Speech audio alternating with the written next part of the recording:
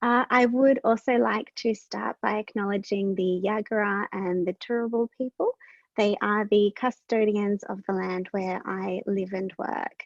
I would like to pay my respects to elders past, present and emerging.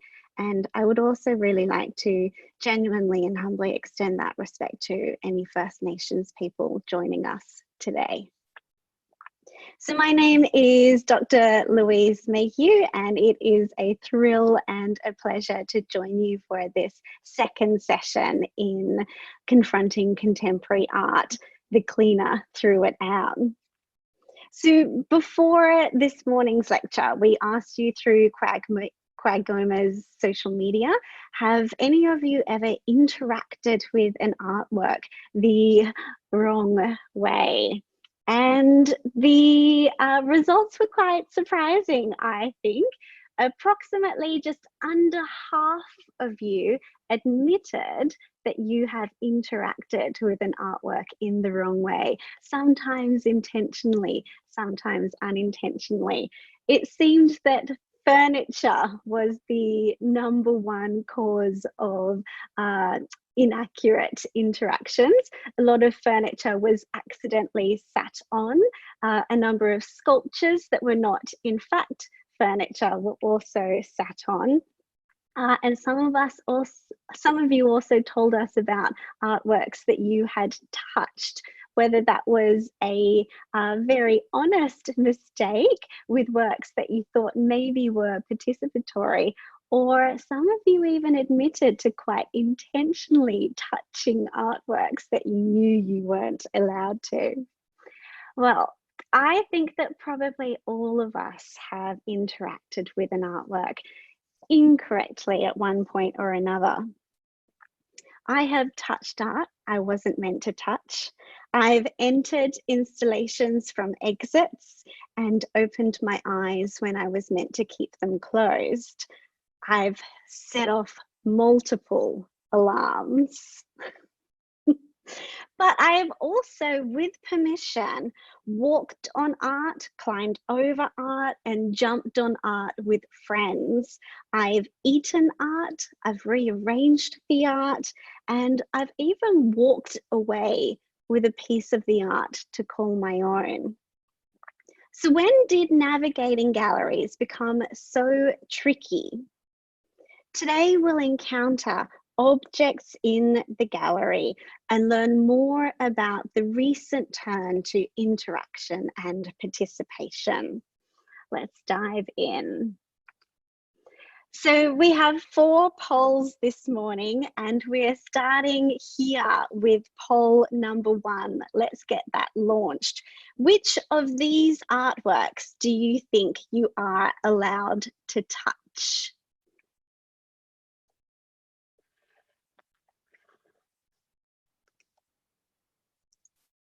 Here we are. So which artwork do you think you're allowed to touch? Lydia Clark's, the work in the middle by Jeff Koons, or the work on the end by Gabriel Richter? And I'll tell you just a little bit about each of these works so you can make up your mind, but you don't have too long, you have about a minute. So Lydia Clark was a Brazilian artist. She worked across abstract painting, sculpture, and installation, and she's famous for her involvement with the movement neo-concretism. Jeff Koons is an American artist. He is possibly the world's richest living artist, and he rose to fame during the 1980s with that moment that a lot of us have very strong feelings about, postmodernism.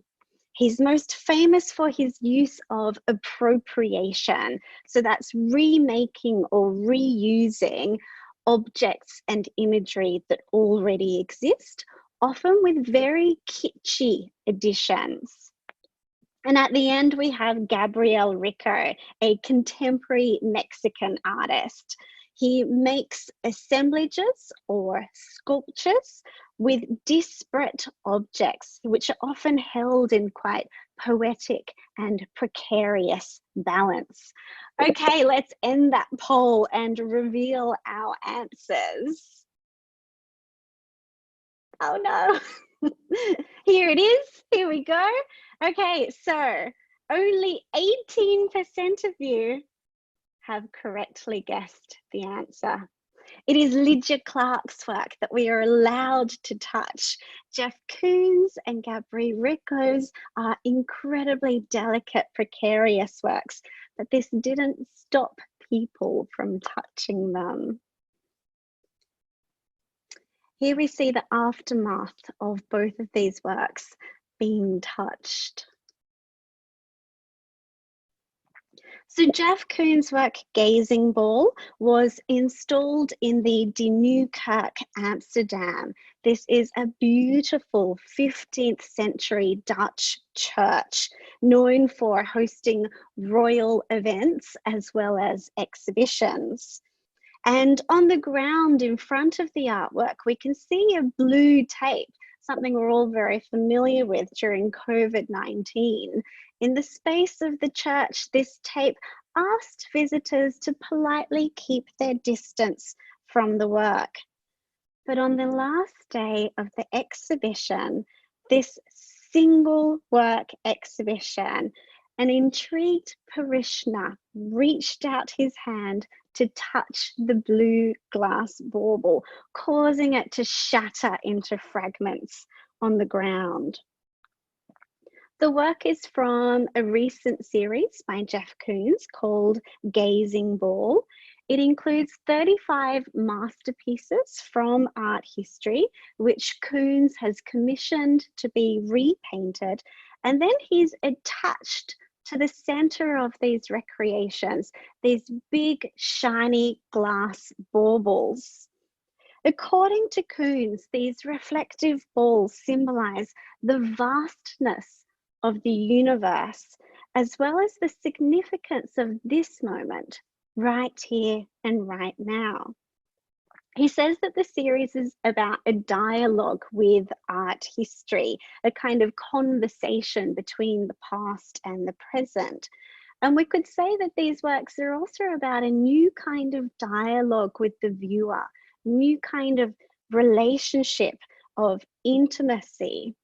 Via the blue glass baubles, audiences become part of the work. So reaching out to touch the bauble becomes a way of reaching out to touch ourselves. The destruction of Gabriel Rico's work was far more brazen. His work was on display at the start of this year at Zona Maco, which is Mexico City's annual art fair. And we see in the photographs on the right-hand side of the screen, the art critic, Avelina Lesper, who was actually leading an art tour at the time when she approached the $20,000 work with her can of Coke. She was hoping to prove the rather mean point that the sculpture would be no different if it included her can of soft drink.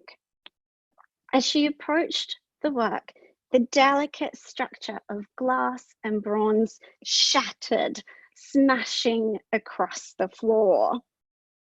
Lesper followed up this interaction with a very smug public video statement where she avoided apology, saying, "I didn't do it intentionally."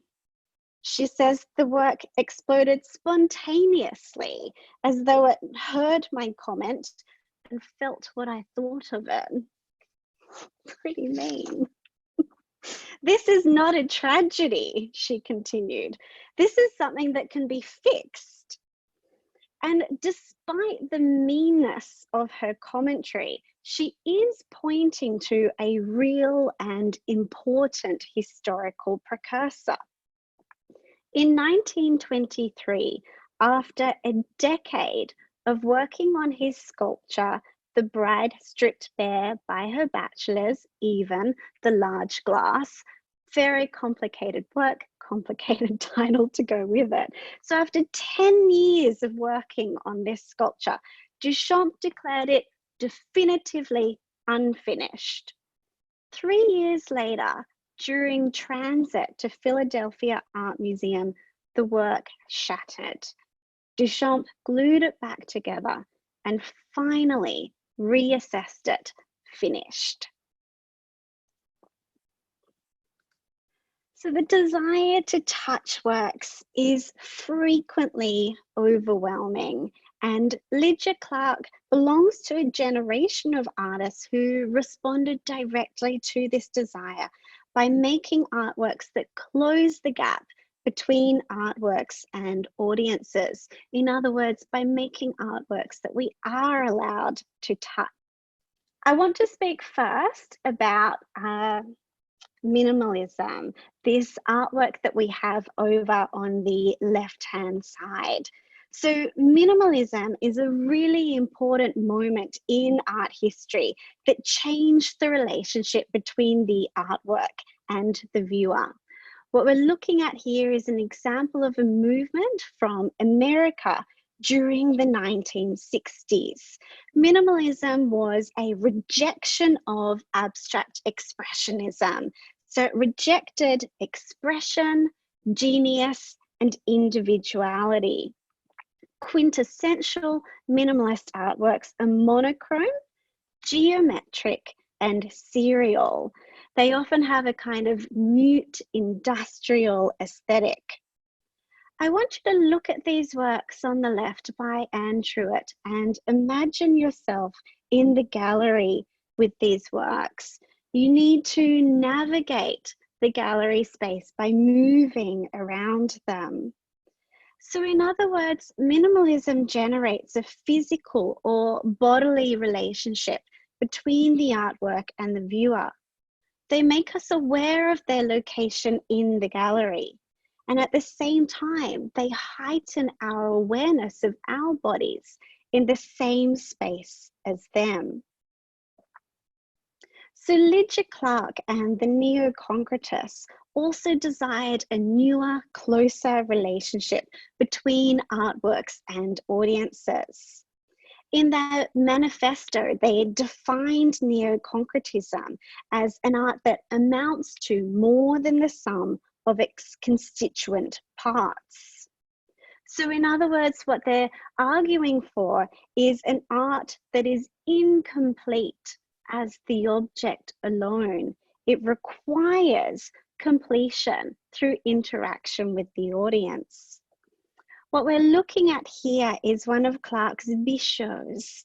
They're little mechanical animals. She refers to them as beasts or critters, and they're made of hinged aluminium segments. They're designed to be manipulated with 2 hands, opened, closed, folded, and collapsed. And they're like puzzles for adults. They have no solution or a final way of being. Okay, so let's launch our next poll. Which one of these artworks are you allowed to use? We have a urinal by Marcel Duchamp, a crossword by Arthur Koepke, a bed by Tracey Emin, or a bat by Marco Fusanito.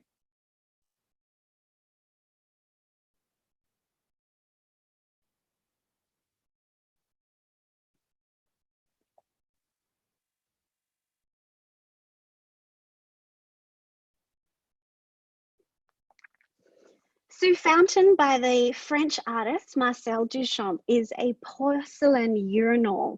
He signed it with his pseudonym R. Mutt and dated it 1917. Arthur Koepke is a Danish artist. What we're looking at here is a smaller component of his much larger work called Reading Work Piece. Tracey Emin is a British artist, and her work, My Bed, literally transports the mess of the artist's bedroom into the gallery. Finally, we have the Australian Marco Fusinato, who is a sound and installation artist. His work, Constellations, takes the form of a baseball bat in an empty gallery space. Last moment to vote. Let's reveal those answers. Which one do you think you're invited to use? Oh, very well done. The vast majority of you have selected the right answer. It is Fusinato who encourages us to pick up his bat. A few of you have also guessed Kirky's crossword. So it's Fusinato who says, yes, please pick up this bat and use it. But all of these artworks have been accidentally and deliberately used. Let's start with Arthur Kirky. He was part of a movement called Fluxus.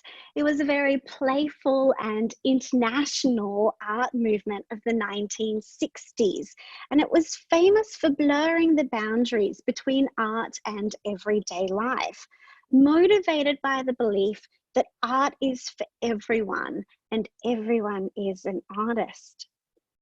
His work was hanging in the German Neuss Museum in 2016 when a 91-year-old visitor took her pen to the surface. We can just see she started to fill in words at the top.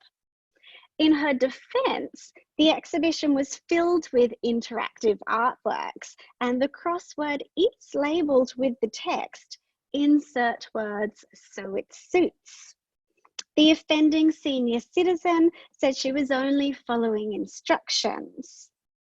This incident took an even further bizarre turn when her defense lawyer suggested that her additions were an invigorating reworking that increased the value of Kirky's work. And as the second contributor, she should be recognised as the new copyright holder. These were fighting words, but they were not seriously pursued.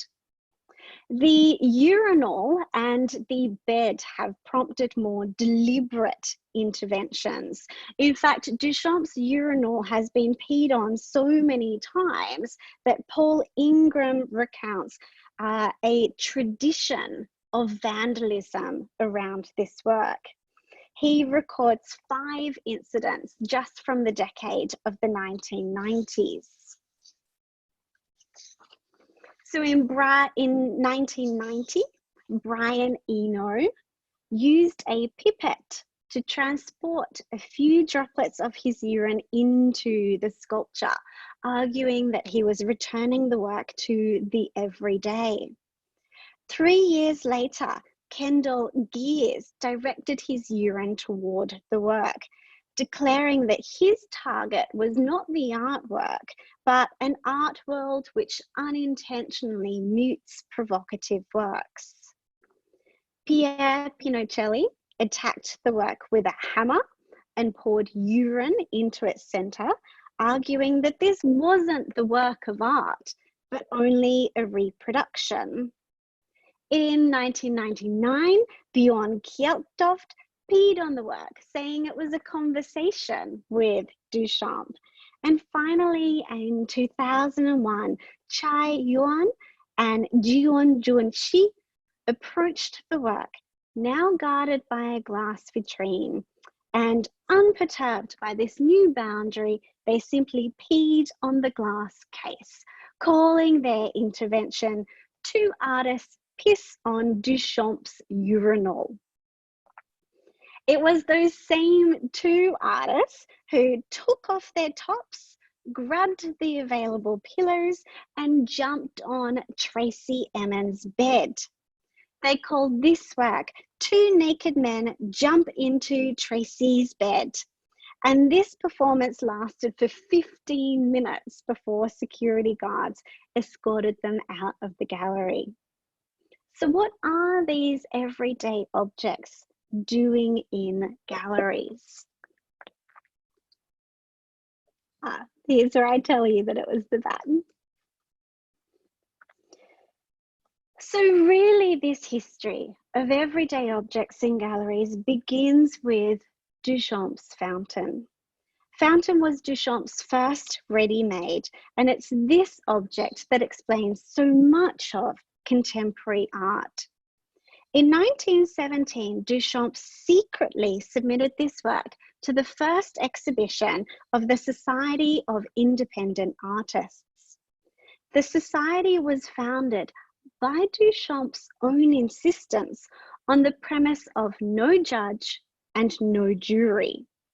So in other words, it was committed to exhibiting every artwork that it received.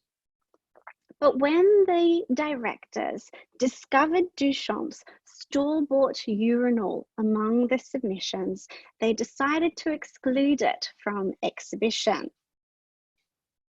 Duchamp explains ready-mades by saying that they had chosen rather than made by the artist.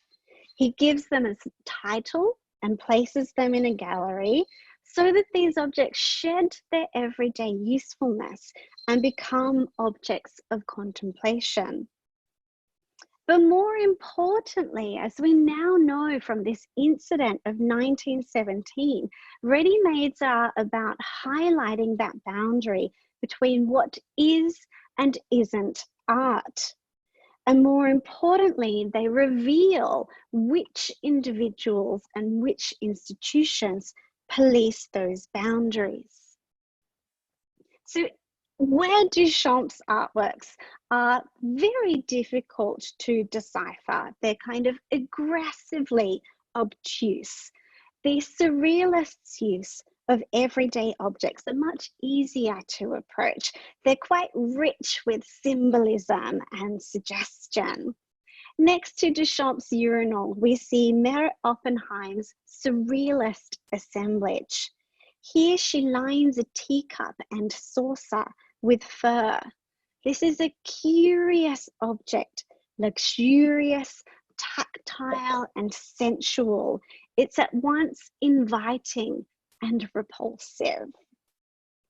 Let's fast forward now to the young British artists at the bottom of our screen, Tracey Emin and Sarah Lucas. In their works, the kind of nihilism of Duchamp returns, but here it's infused with the personal narratives of 1970s feminism and a new element of shock and sensationalism. If we have a look at Lucas's work, we see that she has reduced the representation of a loving couple to a dirty bed and everyday objects. Works like this only succeed because we recognize the sexual suggestiveness of her objects. So she implicates us as equally crude, equally engaged in schoolboy humor as the work itself. Emin's work also takes the form of a bed, but unlike Lucas's sculpture, this is Emin's actual unmade bed, accompanied by the real mess of her bedroom. This work captures the grief and depression that followed a relationship breakdown for the artist. After spending 4 days in bed, drinking and crying, she got out of bed and crawled to the kitchen for a glass of water. Viewing her bed from the kitchen, Emin reports that she pictured the bed in a gallery and simultaneously pictured a way out for herself. In her words, she says, "I saw myself out of that environment. I saw a way for my future that wasn't a failure, that wasn't desperate." So we can think of this installation as an uncensored and confessional self-portrait. It's both deeply embarrassing for Emin, recording the poverty and grief of living in a council flat in her 30s, but it's also a location of sustenance, and it's a place that held her through dark times. Okay, let's turn now to Marco Fusionato, with the artist who does allow us and encourage us to use his work. Here we see a child firmly gripping the bat, his whole body committed to the momentous swing and outleashing of energy. In the huge warehouse space of Sydney Carriageworks, the crash of this bat against the gallery wall made an outrageous echoing boom. 16 microphones lined the interior of the wall and amplified the sound to 120 decibels. That's a volume that's equivalent to a plane taking off or a shotgun unleashing a bullet. With each swing of the bat, the wall becomes more battered, creating a constellation of scars, which gives the work its title. So in the context of participatory works and the shift of galleries to locations as of entertainment, Fusionato is interested in interrupting our sensory pleasure. He creates a work that is both physically and sonically disturbing.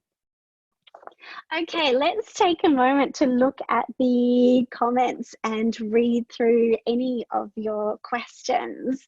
I think that Michaela has been saving up some good ones for me.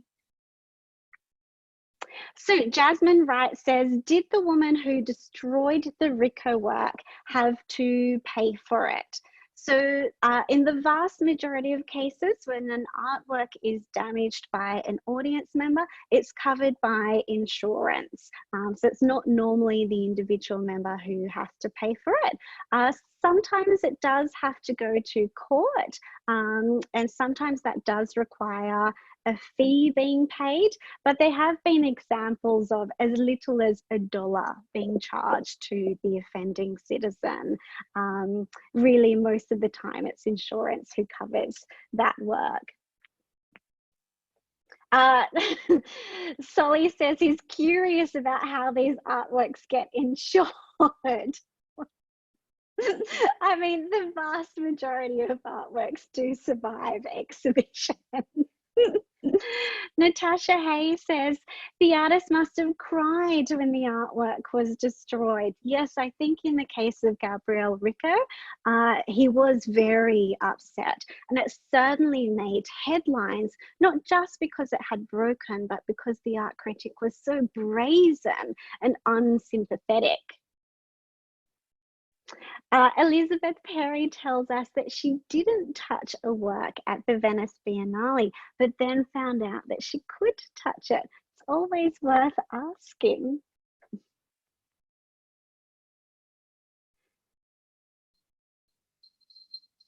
And Terry, you know, absolutely. So Terry says it's a pity that Carriageworks is in receivership at the moment.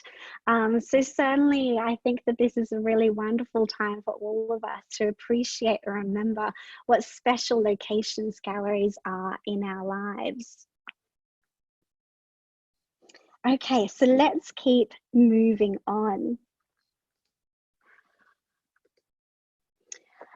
Take a moment to look at these works. Which of these artworks do you think was thrown out? I'll give you a moment to answer that poll. So let's launch poll number 3.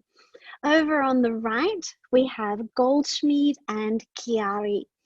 They're an Italian collaborative duo, and they work across performance, installation, and photography. Most interestingly, they work with coloured smoke bombs. Normana White is an Australian artist.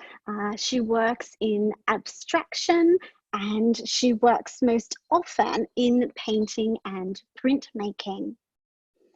The German artist Gerhard Richter is another one of the world's wealthiest artists. He's famous for working very seamlessly across photography and painting, across abstraction and realism. Some of you may have been lucky to catch the first Australian survey of his work at QAGOMA quite recently. And finally, down the bottom, we have Yves Klein, a French artist associated with Nouveau Realism. You might know Klein for his famously patented colour, International Yves Klein Blue. This photograph shows the artist in his exhibition, Immaterial. I'm not sure if we launched that poll. Hopefully you can all see that poll. Okay, it looks like we've just launched it. So everybody quickly vote and we will show the results in just one moment. So which of these artworks do you think was thrown out? Was it Goldschmied and Chiari's? Was it Normanna Wright's, Gerhard Richter's, or Yves Klein? Okay, let's end that poll and see what we've guessed. The vast majority of you have guessed Goldschmied and Chiari's Where Shall We Go Dancing Tonight? And you are not wrong, but in fact, all of these artworks were thrown out. For as long as artists have been bringing the mess of everyday life into the gallery, cleaners have been tossing it back out again. So let's start with the Goldschmied and Chiari. Over on the left-hand side of the screen, you can see the before and after of the cleaner tidying Goldschmied and Chiari's installation. In 2015, mistaking the empty champagne bottles and used party poppers as the aftermath of an opening night, the cleaner diligently tidied the installation into rubbish bags, leaving behind only 2 mirrors and the disco ball. The confusion is pretty understandable. The work was a recreation of a party.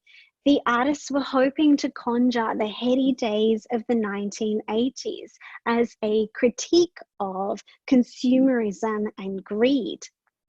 The gallery reinstalled the work by taking the art back out of the rubbish bags and re-spreading it across the gallery floor.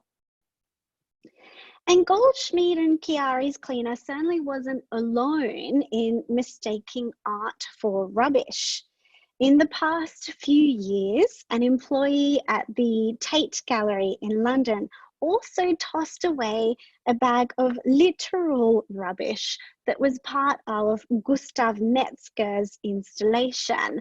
You can see in the middle photograph that bag of rubbish, which was part of his work.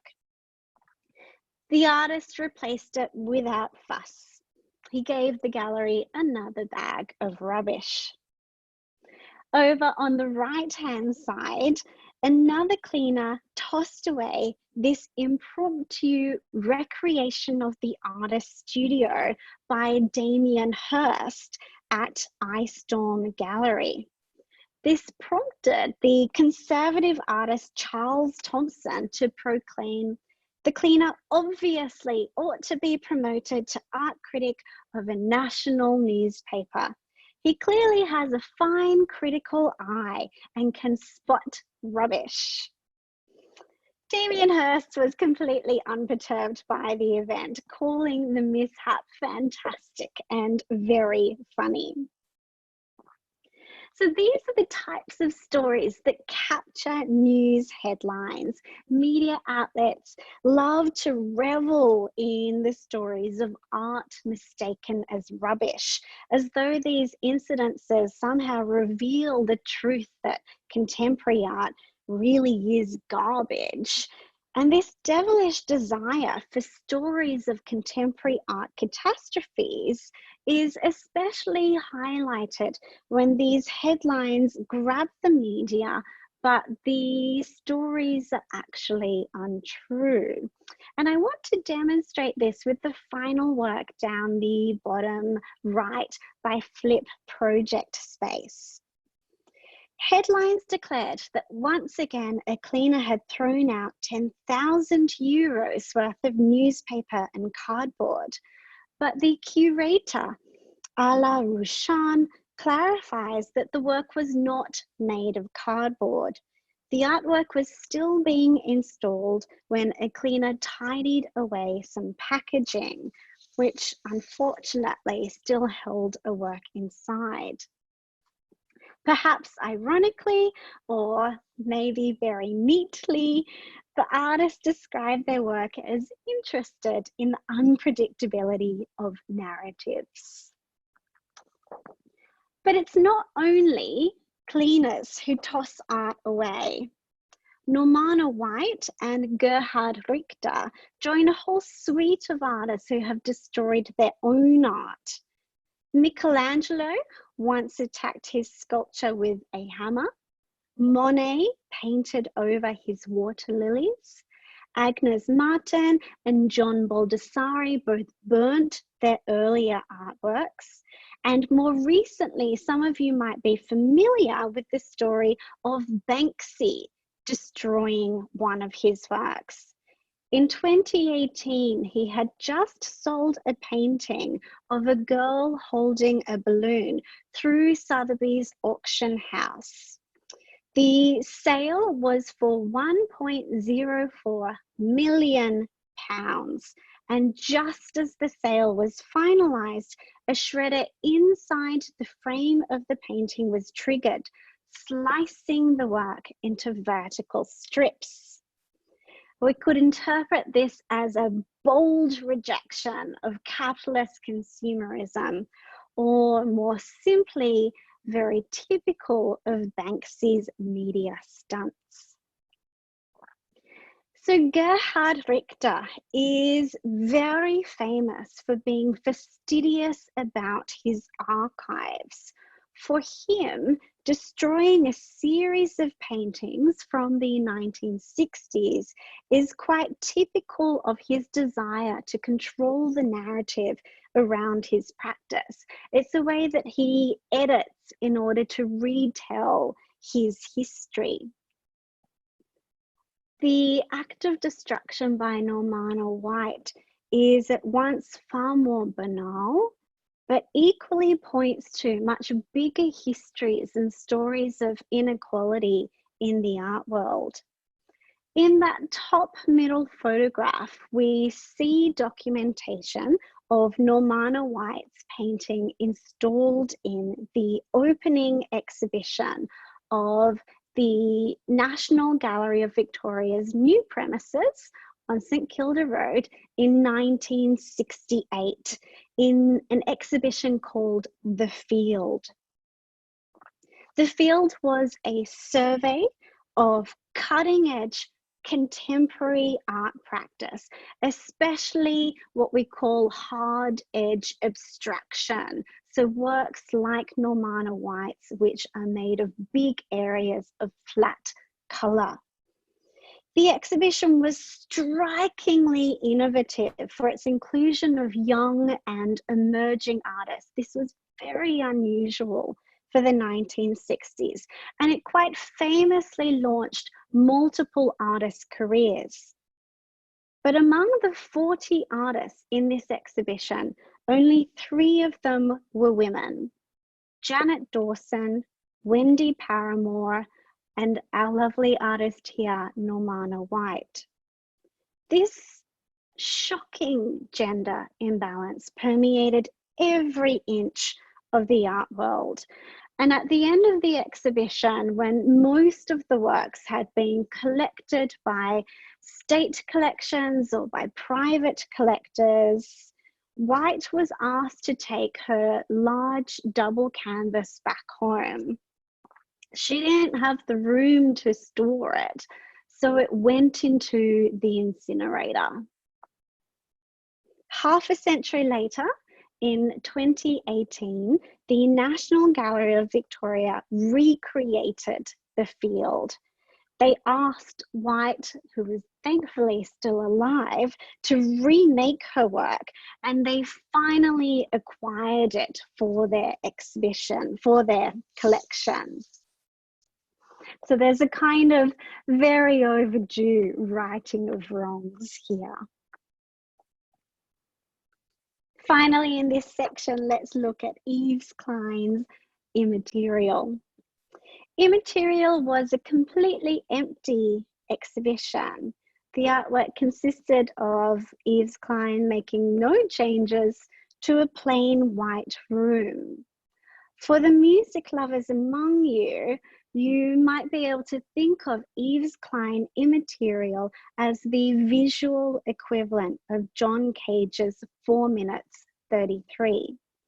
This is a musical score that involves the pianist sitting at their instrument for 4 minutes and 33 seconds, playing nothing.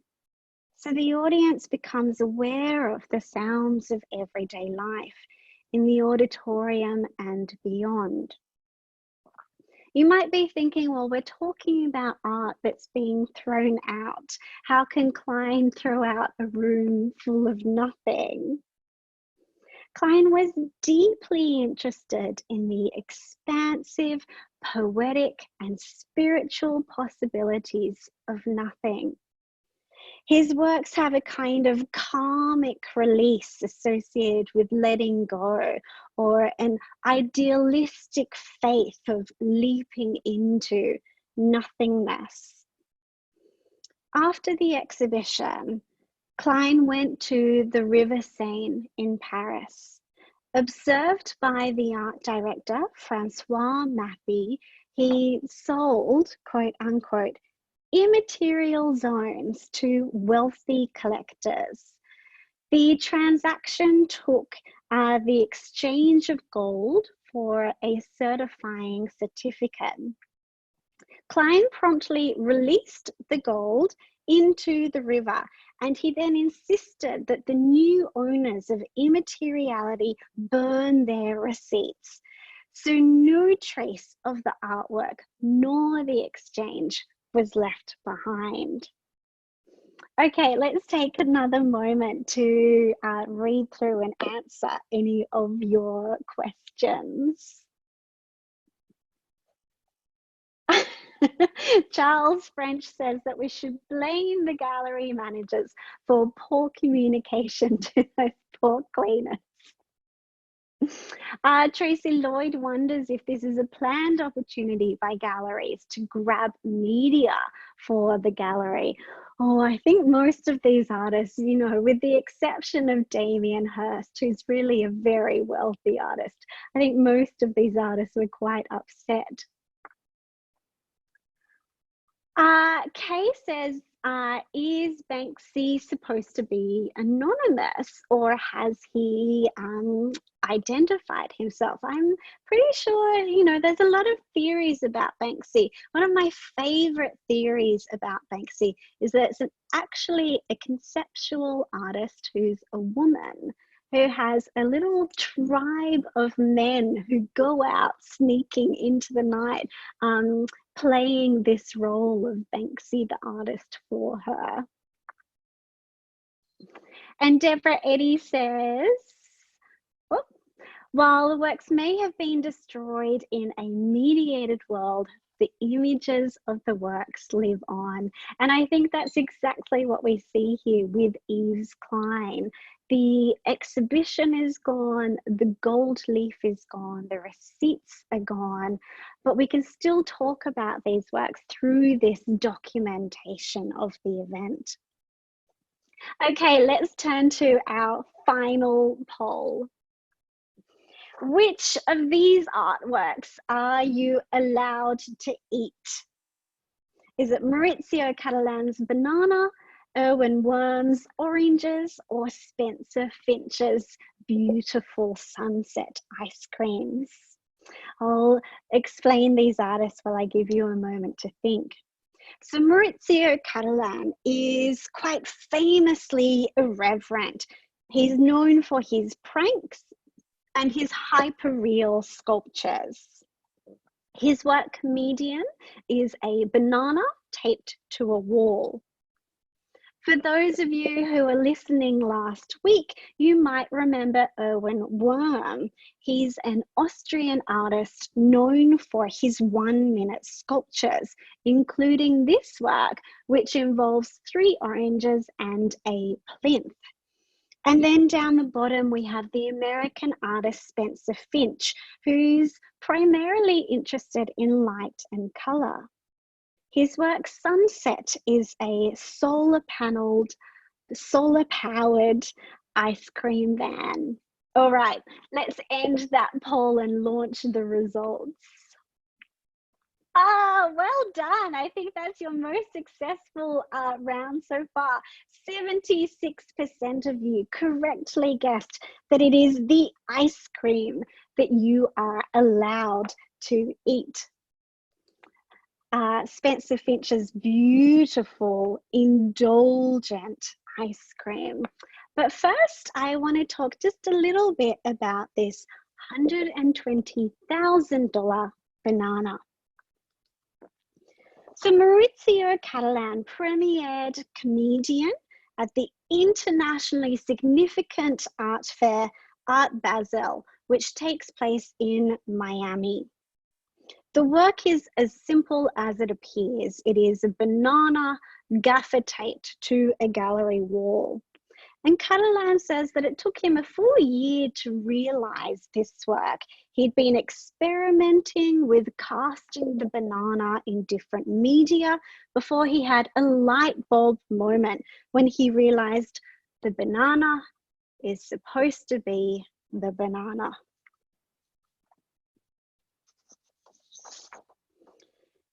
Catalan's gallery sold 2 editions of the work and then raised the price to $150,000. This prompted all kinds of copycats on Instagram and drew huge crowds to the fair. We can see people crowding in front of it, posing for photographs.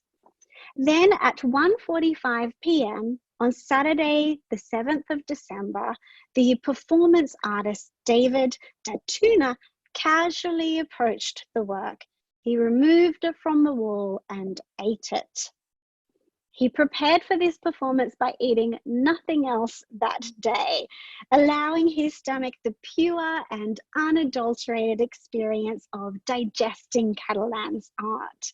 And he called this intervention "hungry artist." Against this backdrop of ludicrous consumerism, cleaning staff at Miami Beach held the Platanito, or Little Banana, protest. In Miami, janitors earn just $8.46 an hour, which places them below the poverty line in America. In the age of COVID-19 and the structural inequalities of whose work we value, who is safe and who is essential, these inequalities have been thrown into sharp relief. Artworks like Catalan's only function because we live in a capitalist society, one that is structured according to supply and demand. But they also, quite importantly, provoke debate that things can and should be different. Oh, let me go back one. Finch created Sunset while sitting on the rooftop of the Metropolitan Museum of Art in New York, overlooking Central Park. The work attempts to capture in physical form the colours of the sunset he saw that day. The ice creams are free and available to anyone who wanders past the gallery where the ice cream van is stationed. Jessica Lynn Cox describes the work as a playful way to draw people away from their busy schedules to literally savor the poetic nature of the sunset. There's a kind of deliberate collapsing of binary thinking in this work. So it brings together science and art, light and color, the tangible and the intangible. And when thinking about Spencer Finch and his edible monochromes, another artist who comes to mind is the very beautifully poetic and openly gay Cuban-American artist Felix Gonzalez Torres. His candy spills take the form of wrapped lollies on gallery floors. He invites us to take one and to contribute to the slow dwindling away of his works. They're a kind of abstract portrait. They're a memorial to loved ones and friends. And this one is dedicated to fellow artist Ronnie Horn, who also worked in gold. For Felix Gonzalez Torres, the color recalls the magic hour in LA. I'm going to cry here because this is very sad. When the light makes everything gold and magical in that city. For him, it's about the heartbreak of watching a sunset with his lover Ross, who was dying of AIDS complications. So when we participate in Felix Gonzalez Torres' works, we're taking part in the overwhelming complexity that it is to be human. We're taking part in love and life and sustenance and sickness. And of course, I don't want to leave you all crying. So I want to finish on a moment about humanity, community, and togetherness with this final work today. So in this work, Untitled by Rirkrit Tiravanija, he invites us to share a meal of Thai food. And in this morning's lecture, we've encountered all kinds of objects, urinals, baseball bats, bananas in the gallery. We might be starting to feel a little bit comfortable about the idea that a table and a chair and some takeaway food could be contemporary art.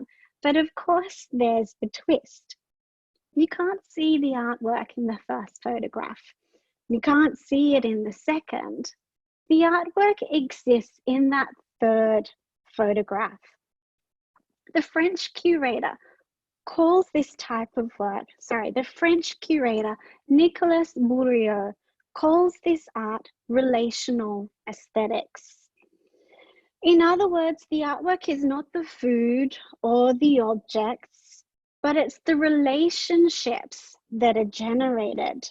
Relational artworks set up the conditions for micro communities and micro utopias. They're small scale encounters. They're modest and temporary, and they enable us to live in better ways right here, right now.